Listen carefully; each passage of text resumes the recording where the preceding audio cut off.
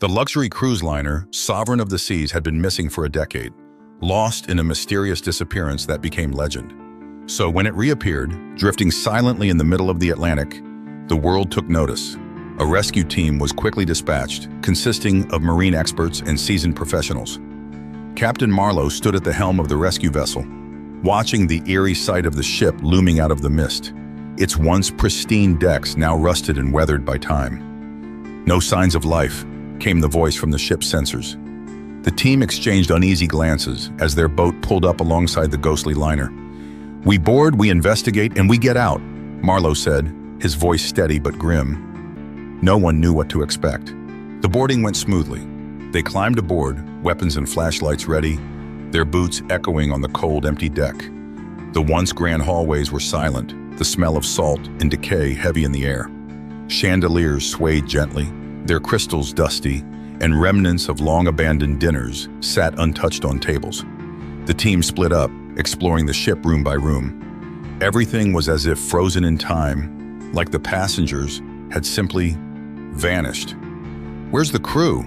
muttered James, the team's engineer, peering into the deserted engine room. He wasn't sure if he was more disturbed by the silence or the oppressive darkness that filled the ship's lower levels.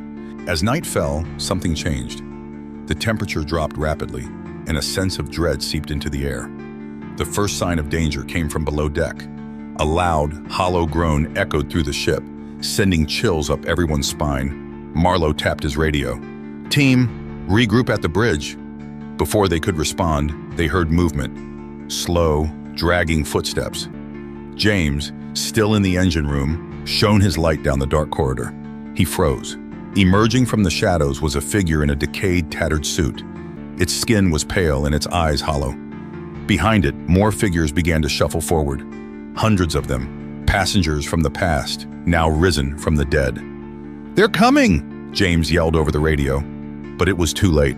The undead surged forward, their decaying hands reaching out. The team fought back fiercely, using whatever they had: crowbars, fire extinguishers, and weapons.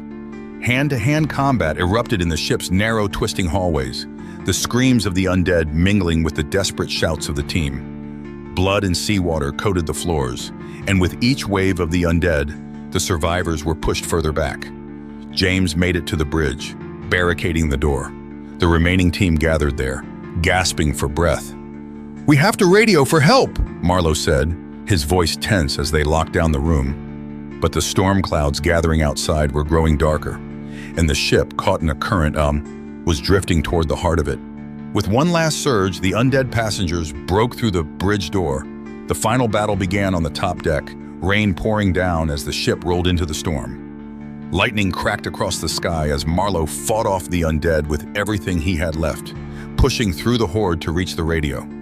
The last thing he heard before everything went dark was the crackle of a voice on the other end. "Rescue incoming." But by then it was already too late. The ship had taken them, as it had taken all before them.